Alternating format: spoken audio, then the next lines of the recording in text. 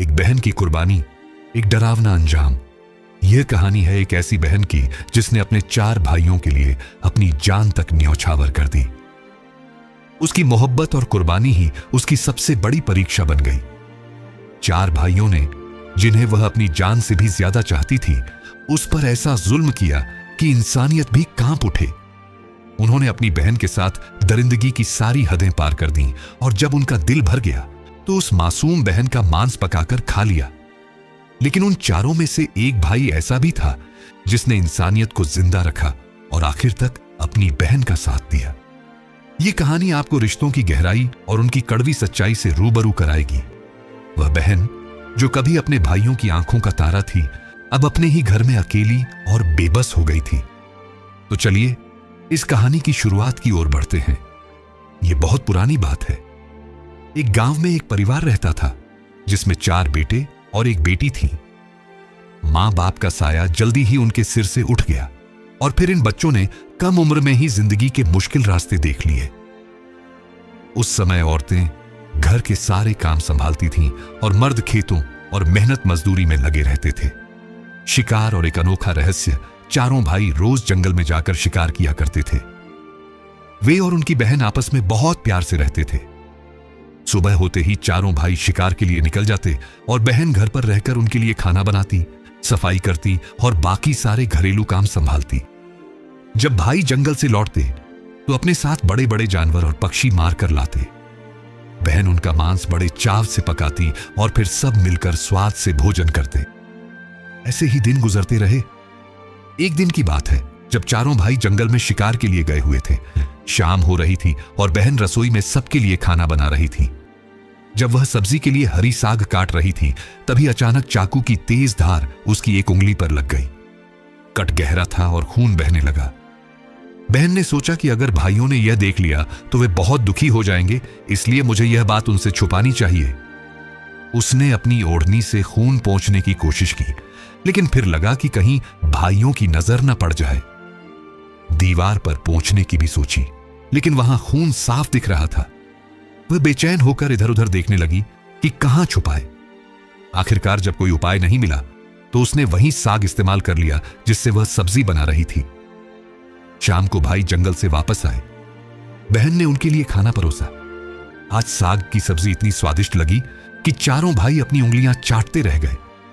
उन्होंने बहन की बहुत तारीफ की। अपनी तारीफ सुनकर बहन भी खुशी से फूली नहीं समाई। दिन भर की थकान के कारण 4 भाई जल्दी सो गए। अगली सुबह रोज की तरह नाश्ता करके वे शिकार के लिए निकल गए।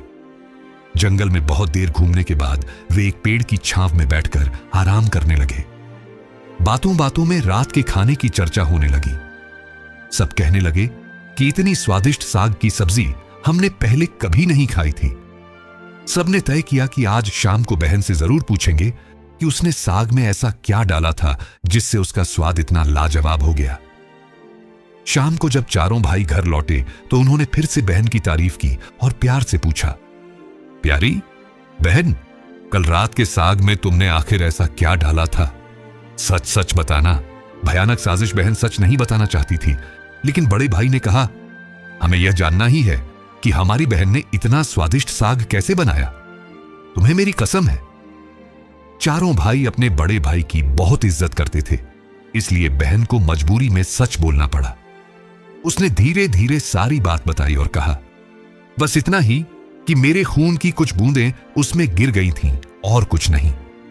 यह सुनकर 3 भाइयों के मन में एक डरावना विचार आया। वे सोचने लगे, अगर उसके खून की कुछ बूंदें ही इतनी स्वादिष्ट हैं, तो उसका मांस कितना स्वादिष्ट होगा। रात के खाने के बाद जब सब सोने चले गए तो भाई आपस में फिर उसी बात पर चर्चा करने लगे। बड़े भाई ने कहा, अगर खून की बूंदें इतनी स्वादिष्ट थीं, तो उसके शरीर का मांस कितना लाजवाब होगा। बाकी दोनों भाइयों ने भी उसकी बात में हामी भर दी। अगले दिन शिकार पर जाते वक्त उन्होंने एक खतरनाक योजना बनाई। उनका इरादा था कि अपनी ही बहन को मारकर उसका मांस पकाएंगे और खाएंगे। लेकिन सबसे छोटे भाई को अपने भाइयों की यह घिनौनी योजना बिल्कुल भी सही नहीं लगी। वह अपनी प्यारी बहन को बचाने के लिए बेचैन हो गया, लेकिन खुलकर विरोध नहीं कर सकता था क्योंकि बाकी 3 भाई एक साथ थे। शिकार पर जाने के बहाने भाइयों ने जंगल में एक ऊंची पहाड़ी पर बांस और पत्तों से एक झोंपड़ी जैसा चबूतरा बनाया। उनकी योजना थी कि किसी बहाने से बहन को वहां लाएंगे और फिर तीर मारकर उसकी हत्या कर देंगे। अगले दिन बड़े भाई ने बहन से कहा, प्यारी बहन, तुम अब बड़ी हो गई हो और शादी के लायक भी। हमने तुम्हारे लिए एक सुंदर वर ढूंढा है। आज हम उसका घर देखने जा रहे हैं। तुम्हें भी अच्छे से सज धज कर हमारे साथ चलना होगा। शादी की बात सुनकर बहन बहुत खुश हुई। उसने तुरंत तैयार होकर भाइयों के साथ चलना शुरू कर दिया। रास्ते में चलते चलते वह थक गई और बड़े भाई से भाइयों की क्रूरता बहन ने पूछा, मेरा ससुराल अब कितना दूर है? बड़े भाई ने कहा, बस अभी पहुंचने वाले हैं, थोड़ा ही दूर है। जैसे ही वे पहाड़ी के पास पहुंचे, चबूतरा दिखने लगा। बड़े भाई ने चबूतरे की ओर इशारा करते हुए कहा, देखो, वह तुम्हारा ससुराल है जहां तुम राज करोगी। यह सुनकर बहन बहुत खुश हो गई। जैसे ही वह चबूतरे तक पहुंची, बड़े भाई ने बाकी भाइयों को इशारा किया। उन्होंने तुरंत बहन को पकड़कर बांस के खंभों से रस्सी के सहारे बांधने का आदेश दिया। सभी भाइयों ने मिलकर जल्दी से बहन को बांध दिया। बहन बेबस थी। अपने ही भाइयों को हत्यारे के रूप में देखकर उसका दिल दहल उठा। उसका हृदय करुणा से भर गया।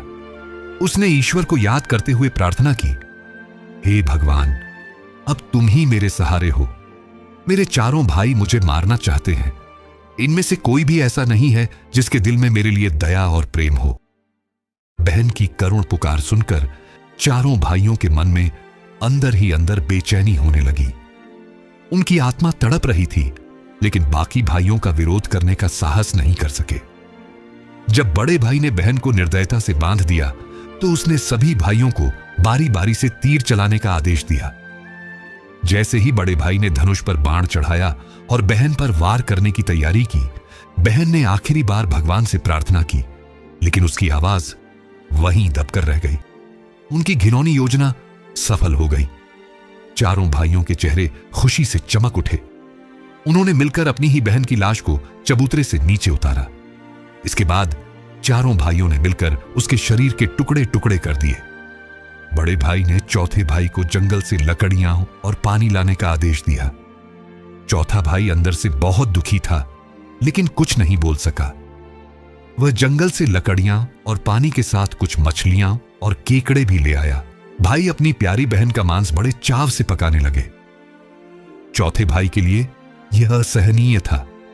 वह अपनी बहन का मांस नहीं खा सकता था, लेकिन अगर उसने मना किया तो बाकी भाई उसे शक की नजरों से देखेंगे और बुरा भला कहेंगे।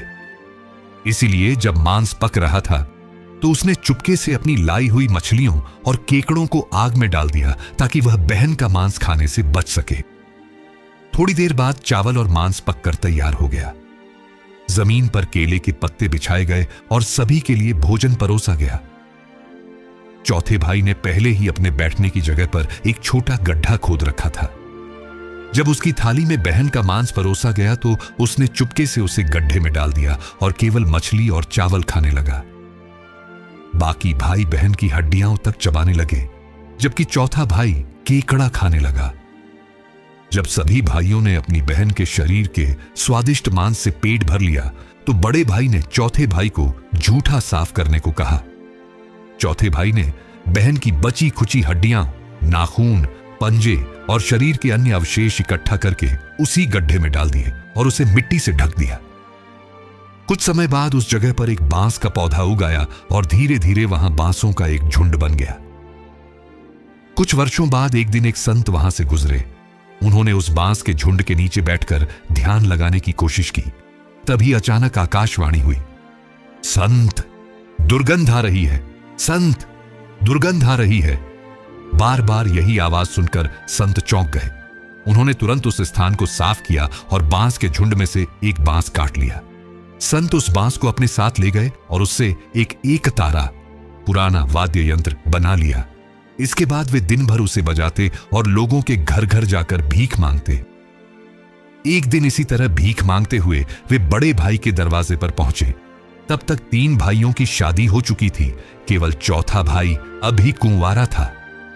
जैसे ही संत ने बड़े भाई के आंगन में कदम रखा, उनका एकतारा अपने आप बजने लगा और उसमें से ये शब्द गूंजने लगे, नहीं बज रे एकतारा, यही है दुश्मन सबसे बड़ा।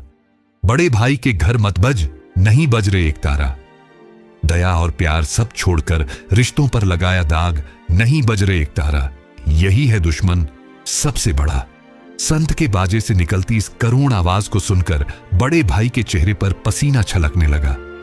उसकी पत्नी भी घबरा गई। बड़े भाई ने तुरंत अपनी पत्नी से कहा, इस योगी को जल्दी से भीख देकर विदा कर दो। इसके बाद संत बाकी भाइयों के घर भी गए। जैसे ही वे उनके आंगन में कदम रखते, एकतारा फिर वही करुण रुदन करने लगता। डरे सहमे भाइयों ने भी अपनी पत्नियों को कहा कि संत को जल्दी से जल्दी भीख देकर भेज दो। भीख देकर संत को विदा करने के बाद भाइयों के मन में यह डर बैठ गया कि अगर संत का एकतारा इसी तरह बजता रहा तो उनकी पोल खुल जाएगी कि वही अपनी ही बहन के हत्यारे हैं। अंत में संत चौथे भाई के घर पहुंचे। वह अभी तक अविवाहित था और अकेले ही रहता था। जैसे ही संत ने उसके आंगन में कदम रखा, एकतारा मधुर सुरों में गाने लगा, बज रे एकतारा, मेरे सबसे छोटे भाई के घर, मन की बात मन में छुपाकर योगी को रख रहा है अंतर में। बज रे एकतारा, यही है सबसे प्यारे भाई का घर। संत के एकतारे से ऐसी कोमल और दिल छू लेने वाली धुन सुनकर चौथे भाई ने सम्मानपूर्वक संत को अपने घर के अंदर ले गया। उसने तांबूल, पान और जलपान से उनका सत्कार किया। इसके बाद संत और चौथे भाई के बीच एकतारा को लेकर चर्चा हुई। संत ने एकतारे की पूरी जन्म कथा विस्तार से सुनाई। चौथे भाई ने प्रार्थना की कि वह उसे यह एकतारा दे दे। संत ने सहर्ष एकतारा उसे सौंप दिया और वहां से चले गए। चौथे भाई ने उस एकतारे को अपने बिस्तर के सिरहाने एक साफ सुथरी जगह पर रखा और प्रतिदिन दीप जलाकर उसका सम्मान करने लगा। कुछ दिनों बाद चौथे भाई के घर में अजीब बदलाव दिखने लगे। जब भी वह काम से लौटकर घर आता तो उसे घर पूरी तरह से साफ सुथरा और व्यवस्थित मिलता। जब यह रोज रोज होने लगा तो चौथे भाई को हैरानी हुई।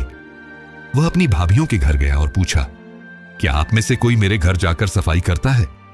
सब भाभियों ने जवाब दिया, हमें अपने घर के कामों से ही फुर्सत नहीं मिलती, तो तुम्हारा घर कैसे साफ करेंगे? यह सुनकर चौथे भाई ने निश्चय किया कि वह आज छुप कर देखेगा कि आखिर उसका घर कौन साफ करता है। उस रात वह घर के एक कोने में छुप गया। जब घर पूरी तरह सुनसान हो गया तो उसने देखा कि एक तारे से उसकी बहन के रूप की एक लड़की प्रकट हुई। उसने पूरा घर साफ किया और फिर वापस एक तारे में समा गई। अगले दिन चौथे भाई ने यह बात अपनी बड़ी भाभी को बताई। भाभी ने उसे समझाया, जब वह लड़की एक तारे से बाहर निकले तो तुम एक तारे को आग में डाल देना और उस पर पवित्र तुलसी जल छिड़क देना, फिर देखना क्या होता है। चौथे भाई ने बड़ी भाभी की सलाह के अनुसार काम किया। जैसे ही लड़की एक तारे से बाहर आई, उसने तुरंत एक तारे को आग में डाल दिया और लड़की पर पवित्र तुलसी जल छिड़क दिया। तुलसी जल के स्पर्श से वह लड़की मानव रूप में बदल गई। चौथे भाई ने देखा कि वह कोई और नहीं बल्कि उसकी अपनी प्यारी बहन थी। वह भागकर अपनी बहन से लिपट गया। इसके बाद दोनों भाई बहन प्यार और खुशी से जीवन बिताने लगे। कहानी से सीख, निस्वार्थ प्रेम ही रिश्तों को बनाए रखता है। जो लोग रिश्तों को कलंकित करते हैं वे कभी सुखी नहीं रह सकते।